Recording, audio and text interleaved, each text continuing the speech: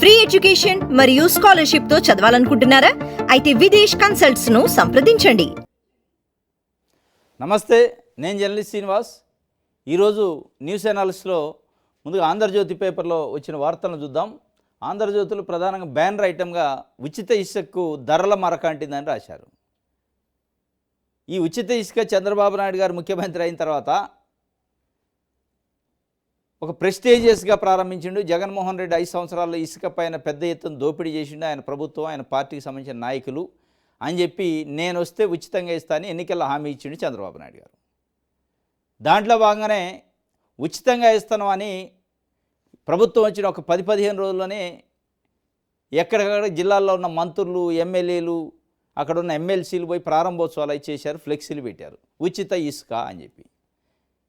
దాని తర్వాత జరిగిన పరిణామాలు దాదాపు అంతకుముందు జగన్మోహన్ రెడ్డి ప్రభుత్వం దిగిపోయే ముందు వర్షాకాలం అవసరాల నిమిత్తం, వర్షాకాలంలో వరద వస్తుంది కాబట్టి నదుల్లో ఇసుక తీయటానికి రాదు కాబట్టి రీచిళ్లలో అవసరాల నిమిత్తం దాదాపు 80 లక్షల టన్నులు అక్కడ డంప్ చేసి పెట్టారు. ఆ 80 లక్షల టన్నుల్లో ఈయన ఉచిత ఇసుక బ్యానర్ ఎప్పుడైతే కట్టారో 40 లక్షలు స్వహా అయింది. తెలుగుదేశం పార్టీ నాయకులు దాన్ని కాజేశారట. సగం అయిపోయింది. ఫ్లెక్సీ ఇసుక, ఉచిత ఇసుక అని ఫ్లెక్సీ ఉంటుంది, వెనకాల అమ్మే కార్యక్రమం, బ్లాక్ చేసే కార్యక్రమం చేశారు. దాని తర్వాత ఇంకొక 40 లక్షల టన్నులు ఉంది. దాన్ని కూడా ఈ మధ్య కాలంలో మొత్తానికి అమ్మలేదు. కానీ తెలుగుదేశం పార్టీకి సంబంధించిన లేదంటే ఇసుక వ్యాపారం చేసే వాళ్ళ అనుచరులకు సంబంధించి వాళ్ళ దొడ్లలోకి పోయింది ఆ కథ, ఆ ఇసుక అంతా. ఇలా అల్టిమేట్గా చివరికి చూస్తే ఏమవుతుందంటే పేరుకి ఉచితం కానీ కొనుక్కున్నా దొరకని పరిస్థితికి పోయింది. ఇవాళ ఇసుక కొనుక్కుందాం అన్నా కానీ దొరకని పరిస్థితి అయింది. దీంతో 2 నష్టాలు అయినాయి.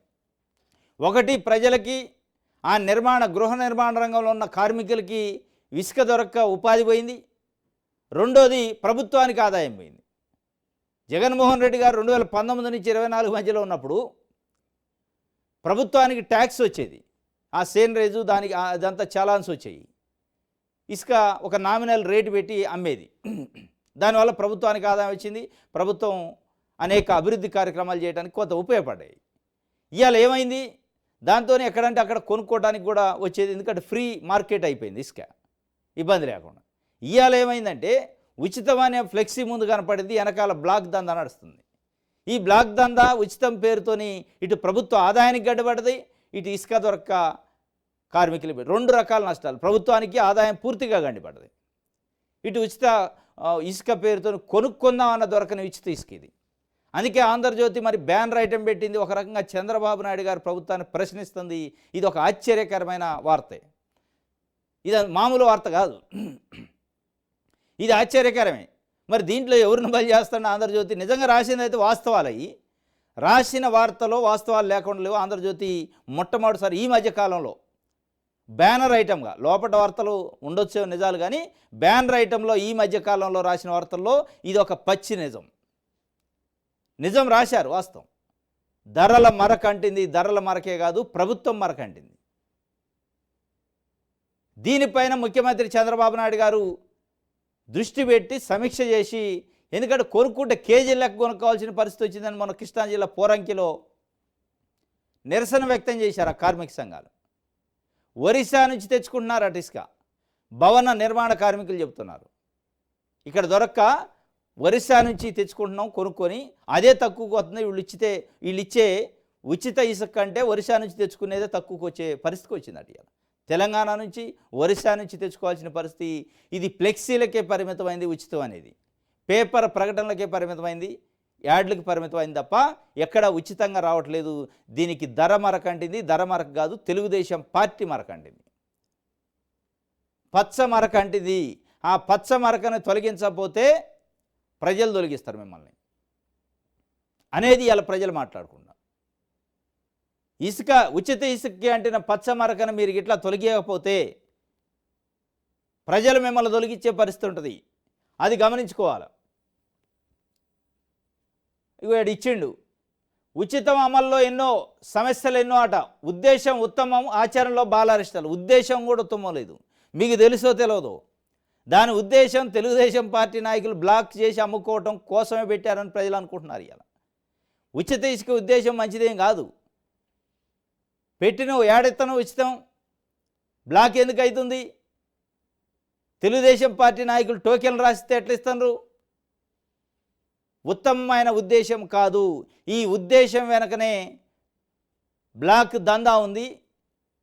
ఈ ఉద్దేశం వెనకనే అమ్మే కార్యక్రమం ఉంది. ప్రభుత్వ ఆదాయానికి గండి కొట్టడం, అటు పేద ప్రజలకు ఉచితంగా దొరకకుండా చేయటమే ఇలా ఈ ఉచిత ఉద్దేశం. ఉత్తమ ఉద్దేశం లేదు, మన్ను లేదు, ఉటిదే. సామాన్యులకు ఇసుక ఇంకా భారమే, ఉచిత విధానంతో దక్కని ఉపశమనం, జనానికి చేరని ఉత్తమ పథకం ప్రయోజనం, ఉచితానికి నిర్వహణ ఛార్జీల గండం, జీఎస్టీ వేయడం పైన జనం కినుకు, రవాణా ఛార్జీల వ్యత్యాసంతో భారం, అమల్లో లోపాలు దిద్దుబాటు తక్షణ అవసరం. ఎందుకు ఇలా అంటే, అన్నమయ్య జిల్లాలో రాజంపేట మండలం బాలరాజుపల్లి వద్ద ఇసుక రీచ్ ఉంది. అక్కడ గతంలో ట్రాక్టర్ ఇసుక 4 నుంచి 5,000 రూపాయల మధ్యలో దొరికేది జగన్మోహన్ రెడ్డి పరిపాలన కాలంలో. 4 నుంచి 5,000 మధ్య అట అన్నమయ్య జిల్లాలో. ఇప్పుడు అవే ధరలు అమలు అవుతున్నాయని అంగుళ్లకు చెందిన విష్ణురెడ్డి చెప్పారు. కానీ గతంలో 16 టన్నుల టిప్పర్ ధర 21,000 ఉంటే ఇప్పుడు 27,000కు పోయిందట. ఇది ఉచితం ఎట్లయితే అసలు? గతంలో 21,000 ఒక టిప్పర్ ధర ఉంటే ఇలా 27,000 పోయింది, దాదాపు 6,000 పెరిగింది. దీన్ని ఉచితం అంటారా, పెంచడం అంటారా? ఇది ఉచిత ఇసుక కాదు, పెంచిన ఇసుక. ధరలు పెంచిన ఇసుక, ఆ పెంచిన ధరలు కూడా పచ్చ నాయకుల జేబుల్లోకి పోయే విధానం ఇది. ఇది ఉత్తమ ఉద్దేశం కాదు, ఉత్తమ స్కీము కాదు అనేది ఇలా ప్రజలు మాట్లాడుకుంటున్నారు ప్రత్యక్షంగా. మీకు అర్థమవుతుందో లేదో కానీ ముఖ్యమంత్రి గారు దీనిపైన సమీక్ష చేయాలి. ఉచిత ఇసుక ఆలోచన అత్యుత్తమమైనది అయినా దాని అమల్లో ఎదురవుతున్న అవాంతరాలు, ప్రజల కష్టాలను పూర్తిగా తెలియజేయలేకపోవడానికి ప్రధాన కారణం ఇసుక ఉచితమే అయినా రవాణా నిర్వహణ ఛార్జీలు వసూలు విషయంలో ఏకరూపత లేకపోవడం, వర్షాకాలం కావడంతో ఇసుక రీచ్లు పూర్తి స్థాయిలో అందుబాటులోకి రాకపోవడం, తగినంత స్టాక్ లేకపోవడం సమస్యలను తొలగించలేకపోతున్నాయి. సమస్య ఎక్కడ అంటే ఈ ఉచిత ఇది రవాణా ఛార్జీలు అట, జీఎస్టీ అట, ఇంకేదో మన్ను మశానం అన్నీ వసూలు చేస్తారు. ఇదంతా ఒక భాగం. అసలు కారణం పచ్చ బ్యాచ్, పచ్చబిళ్ళల పట్టకపోయిన నాయకులే దీనికి అసలు కారణం.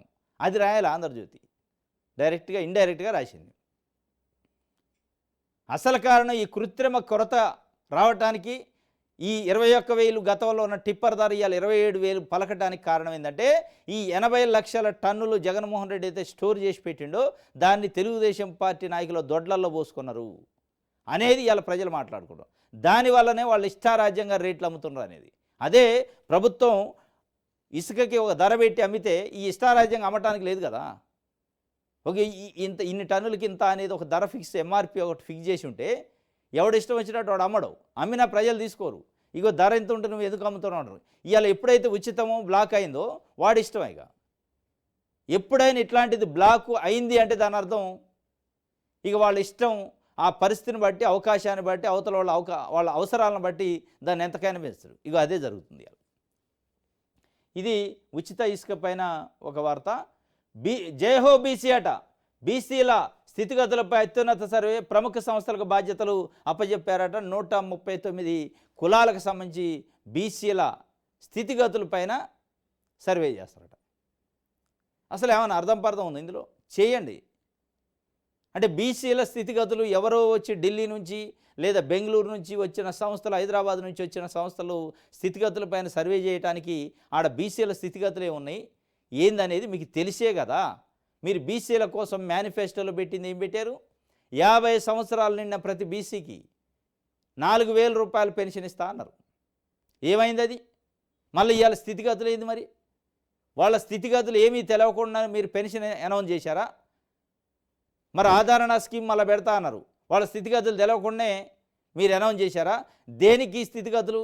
ఈ స్థితిగతులు తెలవటం తెలుసుకుంటేనే జయహో బీసీ అట. తెలుసుకోవడానికి కూడా జయహో బీసీ. వాళ్ళకి ఏమైనా ముఖ్యమంత్రి పదవి వచ్చిందా? లేదా రాష్ట్రపతి పదవి వచ్చిందా? ఏమైనా ప్రధానమంత్రి అయ్యారా? కాలేదు కదా. మీరు మీ చుట్టూన్న హంగు ఆర్భాటాలు, మీరు పదవులు, మీ కథే తప్ప బీసీలు ఎక్కడ ముఖ్యమంత్రి అయ్యారు? అసలు బీసీలు ముఖ్యమంత్రి కాదు. తెలుగుదేశం పార్టీ ఏర్పాటు చేసినప్పటి నుంచి ఈ రోజు వరకు మాది బీసీల పార్టీ, బీసీలను ఉద్ధరించడానికి ఉంటున్న బలహీన వర్గాల పార్టీ అన్నారు. ఏ రోజైనా తెలుగుదేశం పార్టీ అధ్యక్షుడిగా ఒక బీసీ ఉన్నాడా? కేవలం ఎన్టీ రామారావు గారు, తర్వాత చంద్రబాబు నాయుడు గారు. ఇద్దరే కుటుంబ సభ్యులు, ఇద్దరే ఒకటే సామాజిక వర్గం, కమ్మ సామాజిక వర్గం. తప్ప ఎప్పుడు కూడా దాదాపు 83 నుంచి ఇవ్వాలంటే దాదాపు 45 సంవత్సరాలు అయింది, 40 సంవత్సరాల పైన అయింది. ఏ రోజు కూడా ఒక బీసీ దానికి అధ్యక్షుడే కాలే, ముఖ్యమంత్రి కాదు. అయితే గీతే ఏం చేస్తున్నారు, ఈ జాతీయ పార్టీ అని ప్రకటించుకున్నాక ఇక ఆ రాష్ట్రంలో ఒకటి ఈ రాష్ట్రంలో ఒకటి ఇచ్చినట్టు చేస్తున్నారు, కానీ పెత్తనం మళ్ళా ఆయన గుప్పెట్లోనే ఉంది. తెలుగుదేశం పార్టీకి అయ్యాలైనా ఈరోజు జాతీయ అధ్యక్షుడు అయినా ఏ రోజైనా ఒక బీసీ అయిందా? కాలేదు. జైహో బీసీ అట. ఇది జైహో అని మీరు రాస్తే కాదు, వాళ్ళు అనుకోవాలా. ఆంధ్రజ్యోతి పత్రిక జైహో బీసీ అని రాయంగానే జైహో అనుకోరు వాళ్ళు. వాళ్ళ కడుపుకు అన్నం రావాలి కదా, కంచంలోకి అన్నం రావాలి, ఉండటానికి ఇల్లు ఉండాలి, చదువుకోవడానికి చదువు ఉండాలి, వైద్యం ఉండాలి, దున్నుకోవడానికి భూమి ఉండాలి. పారిశ్రామికవేత్తలను చేస్తారట. పారిశ్రామికవేత్తలు మీరు వాళ్ళని చేయరు. మీ మీ మీ ఎజెండా వేరే ఉంది, మీ కథ వేరే ఉంది. వాళ్ళని ఏం పారిశ్రామికవేత్తలు చేస్తారు? కుట్టు మిషన్లు ఇచ్చి, కుండలు చేసుకునే మిషన్లు ఇచ్చి, మగ్గాలు ఇచ్చి. ఇదే అంటే మీ వృత్తి మీరు చేసుకుంటారనైనా, బర్రెలు కాసేటోడు బర్రెలు, గొర్రెలు కాసేటోడు గొర్రెలు, కుండలు చేసేటోడు కుండలు, మంగళ పనివాడు మంగళ పని, సాకల పనివాడు సాకల పని చేసుకోండి, మేము రాజ్యాన్ని వెళ్తాం, మళ్ళీ మేమే జైహో బీసీ అంటాం అని చెప్తున్నారు. ఇవాళ ఏంది మీరు స్థితిగతుల్ని తెలుసుకొని చేసేది? మీరు నిజంగానే స్థితిగతుల్ని తెలుసుకొని చేసి ఉంటే ఇవాళ మీరు అన్న హామీలు అమలు చేయాలి ఒకటి. రెండోది, చట్టసభలలో బీసీలు ఎంత శాతం ఉంటే అంత శాతం రిజర్వేషన్ ఇవ్వాలి సీట్లలో. బీసీలు మెజార్టీ పాపులేషన్ ఉన్న బీసీలు ముఖ్యమంత్రి పదవులు ఇవ్వాలి అనేది ఇవాళ బీసీ సంఘాలు కోరుకుంటున్నాయి. మీరు ఉట్టికి సర్వేలు చేసి మళ్ళీ ఈ సర్వేలు ఎప్పుడు చేయలే? మీరు 14.5 సంవత్సరాలు ముఖ్యమంత్రిగా ఉన్నప్పుడు నేను మొత్తం బీసీల కోసమే చేసినట్టు, మళ్ళీ ఇవాళ కొత్తగా చేసే సర్వే అయింది. లేని డేటా ఎక్కడుంది మీ దగ్గర? ఇది ఎవరికి ఏం అవసరమో గుర్తించే ప్రక్రియ. మళ్ళీ కేంద్రం నుంచి ఇది ఏదో వస్తే ఎవరికి ఏం అవసరమో గుర్తించడానికి ప్రక్రియ చేపడుతున్నారట. ఇస్తారా? అవసరమైంది తలా ఒక 10 ఎకరాలు ల్యాండ్ కావాలంటున్నారు, ఇస్తారా? పదవులు కావాలంటున్నారు, ఇస్తారా? 50% పైగా ఉన్నాం మేము బీసీలం, మాకు మా వాటా మాకు రావాలి సంపదలో కానీ పదవుల్లో కానీ రాజకీయాల్లో కానీ అంటున్నారు, ఇస్తారా? ఇచ్చే ధైర్యం కానీ దమ్ము కానీ ఆ గట్స్ ఉన్నాయా? ఆ ఉద్దేశం ఉందా? ఉండదు. జైహో అంటారు. ఎవడికి జైహో? ఎక్కడి జైహో? రాష్ట్రంలో పేదరికంలో ఉన్న బీసీల అభ్యున్నతి లక్ష్యంగా సమగ్ర ప్రణాళికల తయారీకి కూటమి సర్కారు చర్యలు ప్రారంభించింది. దీనిపై సీఎం చంద్రబాబు అధికారులకు తగిన ఆదేశాలు జారీ చేశారు. స్వయం ఉపాధి మొదలుకొని బీసీలను పారిశ్రామికవేత్తలుగా ఎదిగేందుకు తోడ్పాటునివ్వాలని నిర్దేశించారు. ఇందుకోసం దేశంలో ప్రముఖ అధ్యయన సంస్థలు ఢిల్లీకి చెందిన Indian council of social sciences research ICSR అట, Tata institute of social sciences, centre for the study of developing society, హైదరాబాద్కు చెందిన కౌన్సిల్ ఫర్ సోషల్ డెవలప్మెంట్ను పిలిచి అధ్యయన బాధ్యతలు అప్పచెప్పాలని సూచించారట. ఎక్కడనో ఢిల్లీలో ఉన్నోడు హైదరాబాద్లో ఉన్నోడికి ఏం తెలుస్తుంది? అక్కడున్న సామాజిక కార్యకర్తలు బొచ్చెడున్నారు, బీసీ సంఘాలు చాలా ఉన్నాయి, వాళ్ళని అడగండి, పిలిచి వాళ్ళకి ఏం కావాలో చెప్తారు. ఇప్పుడు ఎవరికి ఏం అవసరం ఉందో అవసరం ఉన్నోడిని అడిగి చెప్పిద్దా? ఢిల్లీ నుంచి వచ్చినోడికి తెలిసిద్దా? ఈ లాజిక్ మిస్ అవుతుంది ఏ ప్రభుత్వం అన్నా. ఎవరినో పట్టుకొత్తరు, ఒక ఏజెన్సీ సర్వే చేద్దా, అది తప్పులు తడక చేస్తారు, వాళ్ళకట్ట ఆధారణ పనిముట్లు ఇస్తే అయిపోద్దట. మంగళ పని చేసుకునే మంగళ పనిముట్లు, కుమ్మర పని చేసుకునే ఆయన కుమ్మర పనిముట్లు, శాఖల పని చేసి ఆయనకు శాఖల పనిముట్లు ఇస్తే ఇక వాళ్ళు పారిశ్రామికవేత్తలు అవుతారని వాళ్ళు ఇస్తారు రిపోర్ట్. ఏముంటుంది అందులో? ఇది కాదు రియాలిటీకి. ఇవాళ బీసీలు ఏం ఆలోచిస్తున్నారు, బీసీల మనసులో ఏముంది, వాళ్ళు ఏం కోరుకుంటున్నారు ఈ రాష్ట్రం నుంచి, రాజకీయాల నుంచి అంటే ప్రధానంగా మేము మెజారిటీ పాపులేషన్ ఉన్న 50% పైగా ప్రజలం మేము ఉన్నాం కాబట్టి మా వాటా మాకు బడ్జెట్లో ఇవ్వాలి, రాష్ట్ర కేంద్ర బడ్జెట్లలో మా జనాభా నిష్పత్తి ప్రకారం మాకు బడ్జెట్ కేటాయించాలని కోరుకుంటున్నారు. మా జనాభా నిష్పత్తి ప్రకారం మాకు సీట్లు పదవులు ఉండాలని కోరుకుంటున్నారు. అట్లా కోరుకుంటే ముఖ్యమంత్రులు బీసీలే ఉంటారు, మంత్రులు కూడా బీసీలే ఉంటారు సగం మందికి పైగా. అది కోరుకునేది. ఇవాళ 1-2% 0.9%, 1-2-3% ఉన్న కులాలకు సంబంధించిన వ్యక్తులు ఇవాళ ఈ రాష్ట్రాన్ని 70 సంవత్సరాల నుంచి వెళ్తున్నారు. అది కోరుకోవట్లే వాళ్ళు. మెజార్టీ కులాలకు సంబంధించిన వ్యక్తి ముఖ్యమంత్రిగా ఉండాలా, ఆ కులాల నుంచి ఉండాలని కోరుకుంటున్నారు. అది ఇచ్చే ఉద్దేశం ఏ పార్టీకి లేదు. అన్నీ అది తెలుగుదేశమా, వైఎస్ఆర్సీపీయా, కాంగ్రెస్ పార్టీయా, ఏ పార్టీ అయినా మాటలు అయితే చెబుతున్నారు బీసీల కోసం మేము జేహో జాతం ఉద్ధరిస్తామని, కానీ ఆ ఉద్ధరించే కార్యక్రమం అక్కడ మొదలు కావాలి. అసలు చేయాల్సింది చేయకుండా ఉట్టి చెప్తున్నారు. ఇది ఆంధ్రజ్యోతికి సంబంధించి. సాక్షి చూద్దాం.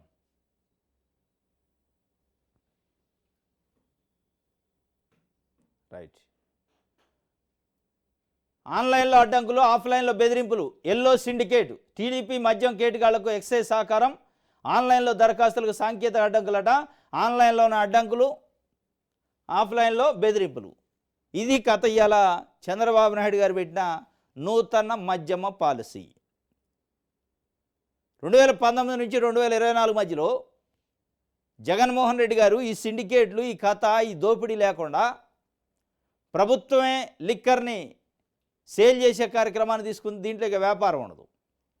ఇప్పుడు వ్యాపారస్తుల చేతిలో పెట్టి పీపీపీ అని చెబుతుండగా చంద్రబాబు నాయుడు గారు ఆ పీపీపీలలో నేను నూతన మద్యమం పాలసీ తీసుకొచ్చినా అని చెప్తుండు. ఎవరి కోసం? పచ్చ చొక్కాలు వేసుకున్న తెలుగుదేశం పార్టీ నాయకుల కోసం. ఇక అది స్పష్టంగా కనపడుతుంది. టెండర్లు కాల్ఫర్ చేస్తే ఆన్లైన్ అని పెట్టారు. ఆన్లైన్లో సర్వరు చిన్న లిటిగేషన్ పెట్టి వదిలేశారు. ఇక ఆన్లైన్ రానోళ్ళు ఆఫ్లైన్ రాండి అన్నాడు. ఆడికి ఆఫీస్ కాడికి పోతే పేపర్లు గుంజుకొని చింపేసే కార్యక్రమాలు, బెదిరింపులు. ఎవరైతే తెలుగుదేశం పార్టీ రింగ్ లీడర్లు ఉంటారో ఒక షాప్కి దాదాపు 40 నుంచి 50 దరఖాస్తులు వస్తాయి మామూలుగా అయితే, కానీ 2, 1 వస్తున్నాయట. అంటే సిండికేట్ ఇది. ఇదంతా ఒక ఎల్లో సిండికేట్ అని ఇవాళ సాక్షి పేపర్ రాసింది. వాస్తవం ఇందులో. ఇగో ఈ ఎల్లో సిండికేటే ఈ నూతన మద్యం పాలసీ. ఈ పాలసీ అనుకున్న అర్థం ఇవాళ బయటకు వచ్చింది. ఈ స్పష్టంగా కనపడుతుంది మనకి. ప్రభుత్వం లెక్కలేసుకుంది. దాదాపు ఒక 2-3 వేల కోట్ల రూపాయల దరఖాస్తు ఫీజు వద్దే మనకి ఫుల్ దరఖాస్తులు వస్తాయని. 180 కోట్లు కూడా రాలే.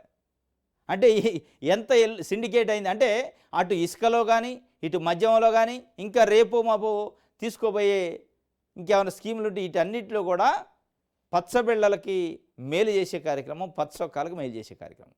ఇసుకలో కూడా అదే పరిస్థితి కదా. ప్రభుత్వానికి ఆదాయం రావట్లే, వాళ్ళ జేబులు నిండుతున్నాయి. ఈ సిండికేట్లో కూడా అదే. అసలు దరఖాస్తు ఫీజుకే గండి కొట్టారంటే ఇలా రేపు అమ్మకాలలో ఏ మేరకు, ఏ స్థాయిలో ఈ మద్యం వైన్స్ అమ్మకాలలో ప్రభుత్వం ఆదాయానికి గండి కొడతారో మనకు అర్థమవుతుంది. మొత్తానికి ఒక ఎజెండా పెట్టుకున్న దానికి ముద్దు పేరు నూతన పాలసీ అని పెట్టారు. నూతన ఇసుక పాలసీ, నూతన మద్యం పాలసీ, నూతన పారిశ్రామిక పాలసీ. వీటన్నిటిలో ఒక పీ యాడ్ చేస్తున్నారు. ఇప్పుడున్న 3 పీలకు ఒక పీ. ఆ పీలోనే ఈ పచ్చ బ్యాచ్ ఉంది అనేది ఇలా మాట్లాడుకుంటున్న పరిస్థితి ఇది కదా. ఆఫ్లైన్ కోసం కార్యాలయాల వద్దకు వెళితే బెదిరించి వెనక్కి పంపించేస్తున్న పచ్చమొట్టాలు. 8,274 దరఖాస్తుల్లో 6,520 ఆఫ్లైన్లోనే వచ్చినట. మొత్తం 8,274 దరఖాస్తులు వస్తే దాంట్లో ఒక 80% దాకా ఆఫ్లైన్లో వచ్చినాయి. అంటే అందులో ఆన్లైన్లో లేవు.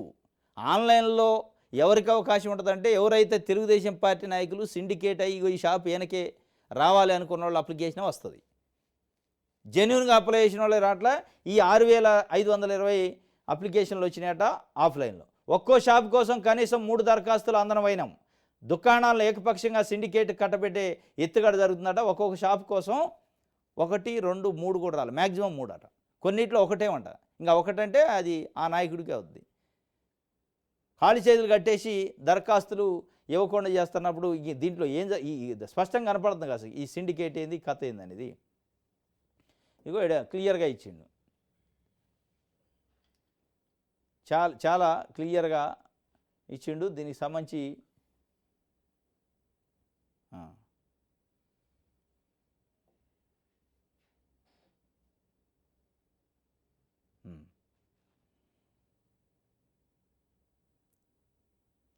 Syndicate online. రాష్ట్రంలో 3,396 ప్రైవేటు మద్యం దుకాణాల లైసెన్సుల కోసం ఎక్సైజ్ శాఖ టెండర్ల ప్రక్రియ చేపట్టింది. ఈ నెల 1 నుంచి 10వ తేదీ వరకు లైసెన్సుల కోసం దరఖాస్తు చేసుకునేందుకు నోటిఫికేషన్ విడుదల చేసింది. జిల్లా ఎక్సైజ్ కార్యాలయాలకు వెళ్ళి నేరుగా దరఖాస్తు చేసుకోవడంతో పాటు ఆన్లైన్లో కూడా సమర్పించవచ్చని పేర్కొంది. మొదటి రోజు అయిన మంగళవారం 200 దరఖాస్తులు అందగా ఆశ్చర్యకరంగా కేవలం 2 మాత్రమే ఆన్లైన్లో వచ్చినాయట. 200 దరఖాస్తులు మొదటి రోజు వస్తే దాంట్లో 2 వచ్చినాయట ఆన్లైన్లో. మిగతా 198 ఆఫ్లైన్లో అడిగిపోయి ఇవ్వాలి. ఈ ఆఫ్లైన్లో అడిగిపోయేయటానికి వాళ్ళ తెలుగుదేశం పార్టీ నాయకులు అనుమతిస్తేనే పోవాలి లోపలికి, లేదంటే చింపేస్తారు. గమనాలను తాజాగా ఆదివారం నాటికి మొత్తం 8,274 దరఖాస్తులు రాగా 6,520 ఆఫ్లైన్లో వచ్చినాయట. దీంతో కొన్ని వందల కోట్ల రూపాయలు నష్టం జరుగుతుంది అని చెప్పి ఇది ఒక వార్త.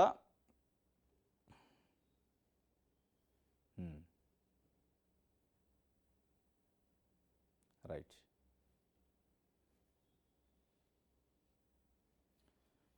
వారం రోజులు వదిలేసి హైడ్రామా చిన్నారి ఆస్వియా అంజుమ్ హత్య కేసును పట్టించుకోని సర్కారు, నిందితుల ఆచూకీ కనుక్కోవడంలో అంతులేని నిర్లక్ష్యం.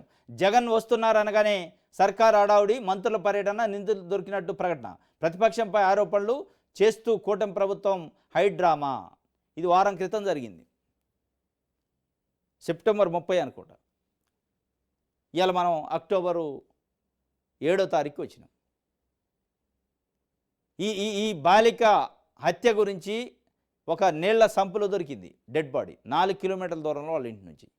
అసలు ఈ బాలిక హత్య అయిందనే దానిపైన పోలీసులు కంప్లైంట్ చేస్తే పోలీసులు ఇంతవరకు నిర్లక్ష్యంగా వ్యవహరించారు. ప్రభుత్వం వైపు నుంచి ముఖ్యమంత్రి కానీ, హోంమంత్రి కానీ, లేదా సంబంధిత జిల్లా మంత్రి కానీ ఎవడు స్పందించలే. ఒక్కళ్ళు కూడా స్పందించలే. రోడ్ల మీదకి వచ్చి ముస్లిం సంఘాలు అక్కడ యువత ఉద్యమం చేశారు. స్పందించకపోతే మొన్న ప్రతిపక్ష పార్టీ అధ్యక్షుడు జగన్మోహన్ రెడ్డి, మాజీ ముఖ్యమంత్రి, ఆ బాలిక కుటుంబాన్ని సందర్శిస్తా అని ఒక స్టేట్మెంట్ ఇచ్చిండు. వెంటనే ఎన్నులో వణుకొచ్చింది ప్రభుత్వానికి. వెంటనే హడావుడిగా హోంమంత్రి అనిత గారు, ఆ జిల్లాకు సంబంధించి ఇద్దరు మంత్రులు, మంది మార్బలం హడావుడి చేసి పరామర్శించి బయటకు వచ్చి, చిన్నారి హత్యలపైన రాజకీయాలంటే చిన్నారి హత్యలపైన రాజకీయాలు చేసేదాకా మీరు తీసుకొచ్చారు అనేది అలా వైఎస్ఆర్సీపీ చెబుతుంది. మీరు నిజంగానే జరిగిన రోజో తెల్లారో దానిపైన చర్యలు తీసుకొని ఉంటే ఆయన స్టేట్మెంట్ ఇచ్చి రాజకీయాలు చేసి నాకెందుకు వద్ది అంటే పరామర్శిస్తే రాజకీయాలా? గడిచిన 5 సంవత్సరాల్లో తెలుగుదేశం పార్టీ కూడా ఇట్లాంటి పరామర్శలు చేసింది, దాన్ని రాజకీయాలు అంటారా అని చెప్పి జగన్మోహన్ రెడ్డి, వైఎస్ఆర్సీపీ చెబుతుంది. సరే రాజకీయాలు అనుకుందాం కోసేపు, మరి ఆ స్థాయి వచ్చిందాక ఎందుకు ఇవ్వాలి? అవసరం ఏమొచ్చింది? మీరు ఎందుకు స్పందించలా? మీరు రాష్ట్రంలో లేరా? ప్రభుత్వం లేదా? మంత్రి లేరా? అధికారులు లేరా? ఎందుకు మాట్లాడలేదు? అంత సెన్సేషనల్ మర్డర్ అయితే మళ్ళీ ఆమె ఎక్కడ ఏం చెప్తుంది? ఒక మహిళ హోంమంత్రి మళ్ళీ అత్యాచారం జరగలేదు, ఎక్కడా రక్తం లేదు, రక్త బొట్లు లేవు అంటుంది. ఎవరు చెప్పారు అంటే మాకు పోస్ట్ మార్టం రిపోర్ట్ వచ్చింది అని అంటుంది. ఎస్, ఓకే, వచ్చింది, అత్యాచారం జరగలేదు. హత్య అయితే జరిగిందిగా, మరి హత్య ఎట్లా జరిగింది, ఎవరు చేశారని తెలుసుకోవాలి కదా. మీరు పోస్ట్ మార్టం రిపోర్ట్ వచ్చిందాక కూడా మీకు తీరిక లేదు పరామర్శించడానికంటే ఎంత నిర్లక్ష్యం ఉంది.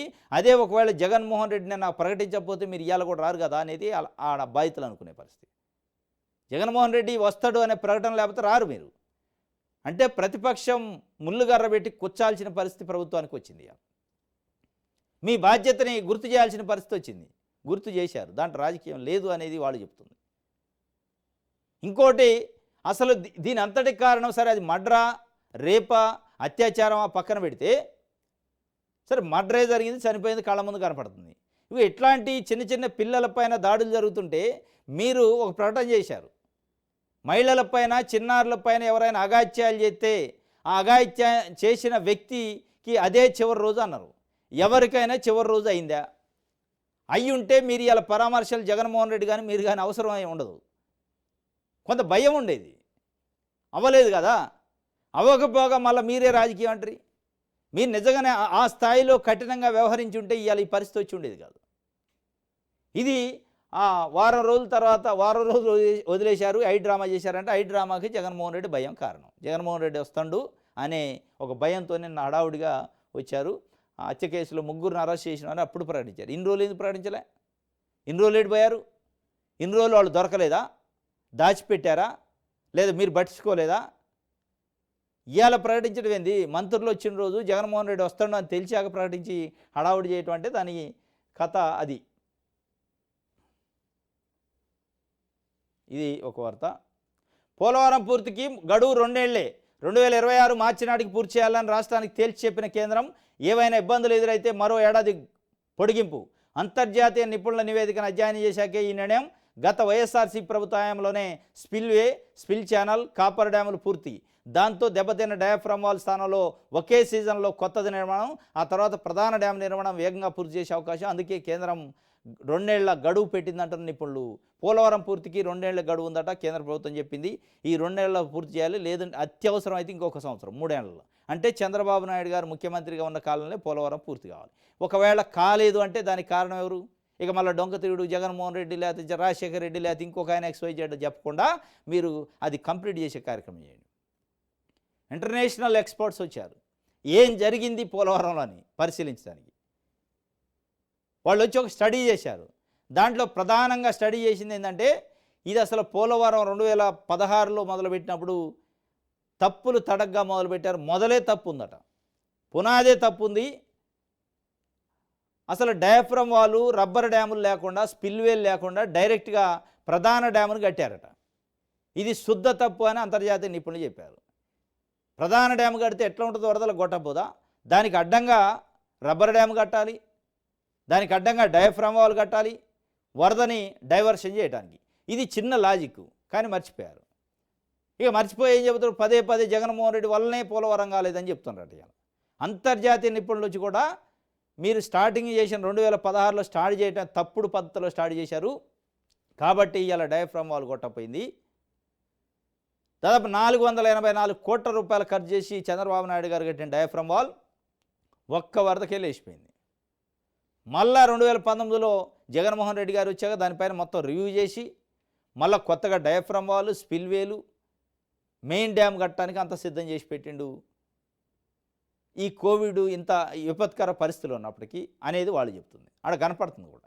ఇప్పుడు ఇవాళ అందుకే 2 ఏళ్ళు గడువుదాలు అంతర్జాతీయ నిపుణులు ఇచ్చిన రిపోర్ట్ ప్రకారం ఆల్రెడీ అంతా డయాఫ్రమ్ వాల్, దానికి కావాల్సిన ఏర్పాట్లన్నీ మెయిన్ డ్యామే ఉంది కాబట్టి ఈ డయాఫ్రమ్ వాల్ కానీ దానికి కావాల్సిన పూర్తి పనిని జగన్మోహన్ రెడ్డి చేసింది కాబట్టి మీరు చేయాల్సింది చాలా తక్కువే ఉంటుంది కాబట్టి 2 ఏళ్ళు సరిపోద్దని చెప్పారు. ఇక ఇప్పటికైనా జ్ఞానోదయం కావాలి. ఆయన ఏం చేసిండు, మీరు ఏం చేయబోతున్నారు, మీరు చేయాల్సిన బాధ్యతను మీరు నిర్వర్తించాలి. ఇక మళ్ళీ పక్కోడి మీద నిందలేసి పబ్బం గడుపుకునే కార్యక్రమం చేయకుండా.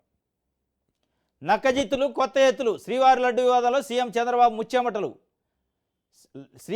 శ్రీవారి లడ్డు వివాదంలో సీఎం చంద్రబాబు ముచ్చెమటలు పడుతున్నాయట.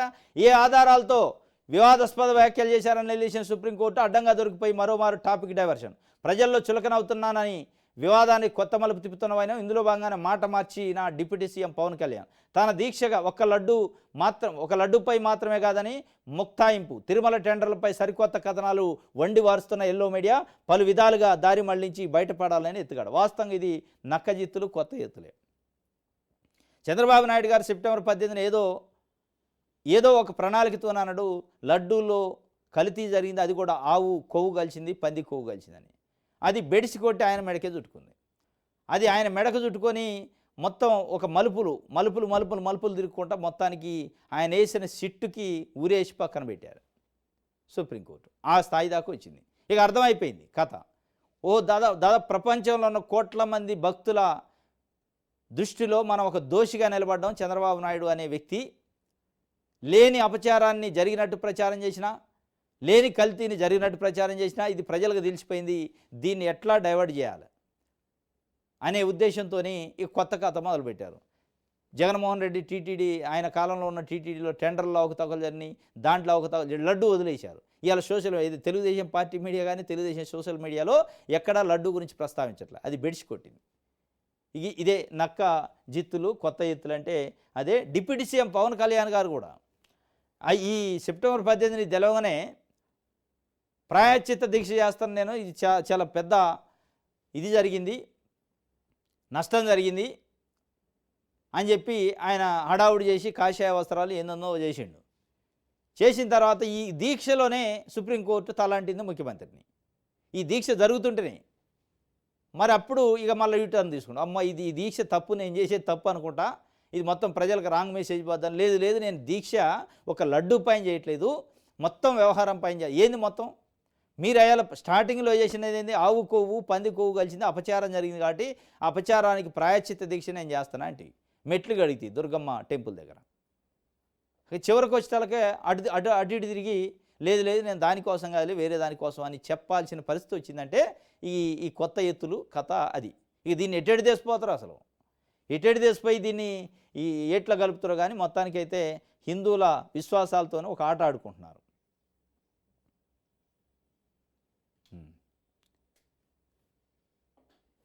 ఇది సాక్షికి సంబంధించి ఈనాడు చూద్దాం. అమరావతి ఓఆర్ఆర్ రై అట. ఈనాడు ఎంత ఘోరమైన వార్త అంటే ఇది. అమరావతి ఉందా అసలు ఆడ?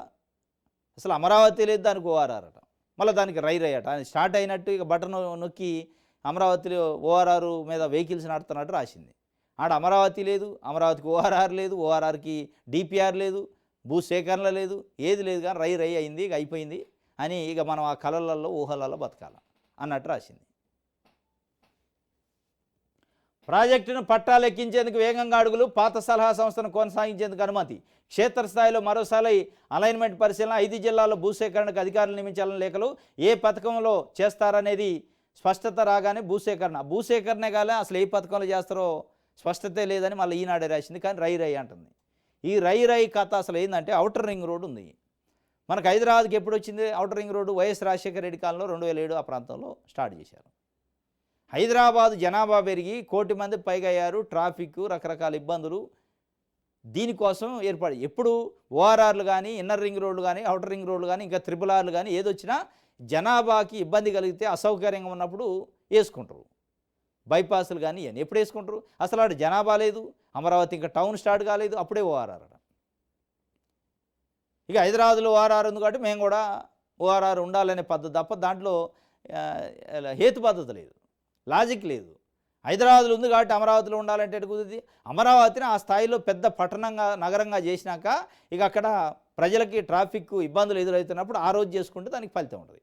ఇవాళ అసలు ఊరు లేకుండా ఔటర్ రింగ్ రోడ్ చేసి ఊళ్ళోనే తిరగడానికి ఫ్రీ ఉండే, ఒక సిగ్నల్ లేదు, ఒక ఇది లేదు, ఏది లేదా. ఇవాళ ఎందుకు?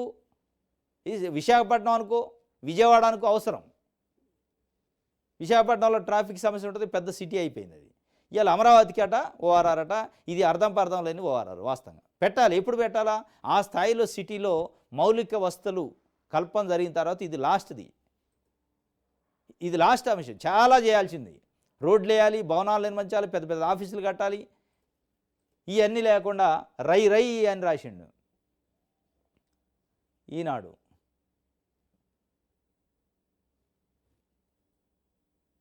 రైట్, ఇది ఆంధ్రప్రభ చూద్దాం. భారీ ఎజెండాతో ఢిల్లీకి సీఎం, 2 రోజులు హస్తంలోనే మకాం, ప్రధాని మోదీతో సమావేశం, హోంమంత్రి అమిత్ షాతోనూ భేటీ, ఆర్థిక, రైల్వే, జలశక్తి, రవాణా శాఖ మంత్రుల అపాయింట్మెంట్ల ఖరారు, పోలవరము, అమరావతి, వరద సాయము, నిధులు రాబట్టమే చంద్రబాబు టూర్ లక్ష్యం, మావోయిస్టు ప్రభావిత రాష్ట్రాల సదస్సు కాదరకన్న హోంమంత్రి వంగలపూడి అనిత. భారీ ఎజెండా అట. ఎజెండా అయితే భారీగా ఉంటుంది కానీ వచ్చేది సున్నా ఉంటుంది. ముఖ్యమంత్రి గారు దాదాపు 4వ సారి, ఇది 5వ సారి ఢిల్లీకి ముఖ్యమంత్రి అయిన తర్వాత. పోతుండు, కలుస్తుండు, శాల్వాలు కప్పుతుండు, బొక్యాలు ఎత్తాను, కానీ అక్కడి నుంచి ఒక అనా పైసా రాలే. ఇంకా పోలవరానికి ఇస్తున్నాను అప్పుకే దిక్కులేదు. ఇక భారీ ఎజెండా దాంట్లో పోలవరము, అమరావతి, వరద సాయము, నిధులు రాబట్టం. దీంట్లో ఏదైద్ది అనేది క్లారిటీ లేదు. అసలు ఎవరిని కలుతారు, ఏం మాట్లాడతారు అనేది క్లారిటీ లేని వ్యవహారంగా ఉంది. మరి నిన్న మొన్న ఏదో వార్తలు వస్తున్నాయి. ఎన్డీఏ కూటమిలోకి డిఎంకే పార్టీ కలుస్తుంది, మద్దతు ఇవ్వబోతుంది. డిఎంకే కూడా ఎన్డీఏ కూటమిలోకి వస్తుంది. ప్రధానమంత్రి, హోంమంత్రి దానికి ఎత్తుగడేశారు. దానికి సంబంధించిన కొన్ని ఆధారాలు, ఏది చెన్నై మెట్రో రైలు 2కి అనుమతి ఇవన్నీ చూస్తే 39 మంది ఎంపీలు ఉన్నారు వాళ్ళకి. ఆ 39 మంది వచ్చి ఎన్డీఏలో కలిస్తే వీళ్ళ ప్రాధాన్యత తగ్గిద్ది కాబట్టి మరి దానికి ఏమైనా అడ్డం పట్టడానికి పోతుండా? లేదు మేము మీకు బలంగా ఉంటాం, అవసరం లేదు డిఎంకే అని చెప్పడానికి. లేదా డిఎంకే స్టాలిన్కి, జగన్మోహన్ రెడ్డికి బాగా పాత పరిచయాలు ఉన్నాయి కాబట్టి అటేమన్నా ఆయనకు బెనిఫిట్ అయిద్దని దానికి గండి కొట్టడానికి పోతుండా? నిజంగా ప్రజల కోసమే పోతుండా, రాష్ట్రం కోసమే పోతుండా అంటే ఇక అనేక చర్చలు అయితే జరుగుతున్నాయి. నిజంగా ప్రజల కోసం పోతే ఢిల్లీ నుంచి వచ్చేటప్పుడు ఈ నిధులు తెచ్చినా అని చెప్పాలి. ఏముండదు. నేను వినతి పత్రాలు ఇచ్చినా పరిశీలిస్తానన్నారు, మంచి చూస్తానన్నారు. ఆ చూసుడు, పరిశీలించుడు ఎప్పుడు అయ్యే కథే.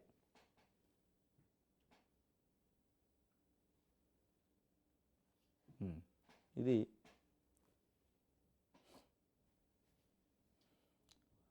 ఒక వార్త. దిశ స్పష్టత వచ్చేనా? నేడు ఢిల్లీ పెద్దలతో ముఖ్యమంత్రి భేటీ. రాజధానికి ప్రపంచ బ్యాంకు అప్పు మీద దృష్టి కేంద్రీకరణ, పోలవరానికి 7,200 కోట్లు గురించి కేంద్రంతో చర్చలు, విశాఖ స్టీలు, రైల్వే జోను, వరద సాయంపై చంద్రబాబు మీద పెరుగుతున్న ఒత్తిడి. వాస్తవం ఇది. స్పష్టత వచ్చేనా అంటే రాదు. ఏమవుతుంది? మీరు పోయేటప్పుడే స్పష్టత లేకుండా పోతే ఆ నుంచి స్పష్టత ఏమవుద్ది? పోలవరానికట అది రాజధానికి ఇస్తానన్న ప్రపంచ బ్యాంక్ అప్పు మీదనే దృష్టి పెట్టిండట. ప్రపంచ బ్యాంకు నుంచి ఇచ్చేదే అప్పు, ఇక దాని మీద దృష్టి పెట్టేది ఏంది? తాకట్టు పెడితే అప్పు ఈడ. దీనికోసం ఎన్ని రోజుల బడ్జెట్ ఎన్ని రోజులు అయింది ప్రవేశపెట్టి? ఎప్పుడో ఫిబ్రవరిలో బడ్జెట్ ప్రవేశపెడితే ఇవాళ కూడా రూపాయి రాలేదట. దానిపైన దృష్టి పెడతాడట. 7,200 కోట్లు పోలవరానికట, వరద సాయం అట. ఈ దీంట్లో అసలు స్పష్టత లేకుండా పోతున్నారు. మీరు వరద సాయం ఎంత అడుగుతున్నారు? స్టీల్ ఫ్యాక్టరీ పైన మీరు ఏం చేయబోతున్నారు? ఏం చెప్పబోతున్నారు? ప్రైవేటీకరణ చేయలేదని ప్రకటింపజేస్తారా? చేయట్లేదని. రైల్వే జోన్ పైన ఏం అడుగుతున్నారు? అప్పు పైన, అమరావతి అప్పు పైన ఏం అడుగుతున్నారు? వీటిపైన స్పష్టత లేకుండా పోతే స్పష్టత రాదు. మరి మీరు పోయేది నిజంగానే ఈటి ఏజెండానా, ఇంకేమైనా రాజకీయ ఏజెండా ఉందా? డిఎంకే ఈ కథ, ఈ వ్యవహారాలు పుకార్లు వస్తున్నాయి కాబట్టి దాని మీద ఏమైనా చర్చించడానికి పోతున్నారు. డిఎంకే వద్దు మన దాంట్లోకి, మేము ఉన్నాం కదా, మీకు ఇటు అటు గట్టి కర్రలు పట్టుకొని కాపలా కాస్తాం అని చెప్పడానికి పోతున్నారు. ప్రపంచ బ్యాంకు రుణం మంజూరు అయ్యేనా? రుణానికే దిక్కు లేదు. ఇవాళ 4 నెలలు అయింది బడ్జెట్ ప్రవేశపెట్టి, రుణానికి దిక్కు లేదు.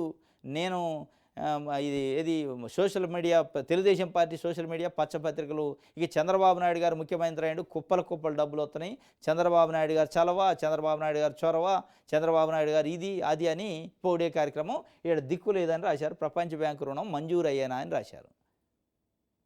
ఇంకా మంజూరు కాడనే ఉంది కథ. ఇది వార్త. ఎస్, ఇది ఈరోజు న్యూస్ ఛానల్స్లో వార్తలు. రేపు తాజా వార్తలతో తిరిగి కలుసుకుందాం. Thank you.